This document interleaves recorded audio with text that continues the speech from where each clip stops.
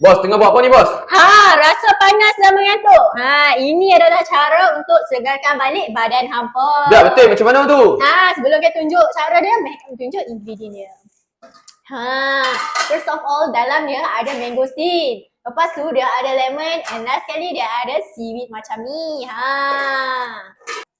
Tada! Inilah cara dia parti minuman seaweed mangosteen. Macam apa tengok dia datang dalam bentuk sachet ni. Sangat senang untuk hampa bawa travel and also senang untuk dibancuh. So ni nak baca dia macam mana? Nak bancuh dia hampa tinggal buka kita punya sachet. Tuang dalam cawan, kacau-kacau dah boleh minum. Kalau nak lagi sedap boleh tambahkan ais. So sekarang ni macam hampa tengok tadi kami nak bancuh. Dia tengok. So masuk ni. Kita masukkan ais.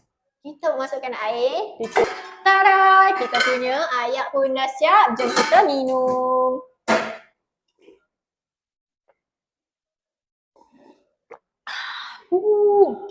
Sedap kau-kau guys. Terus rasa sedap kepala otak ni. So, kepada siapa-siapa yang tengah rasa panas dan mengantuk and nak cari solution untuk segarkan balik badan hampa. Boleh-boleh lah. Boleh lah try kita punya seaweed mangosteen ni. Yang ni nak beli dekat mana? Boleh beli kita punya seaweed mangosteen ni dekat dalam kita punya beg ni. Untuk masa sekarang, kita tengah open harga trial pack untuk $100 terawal.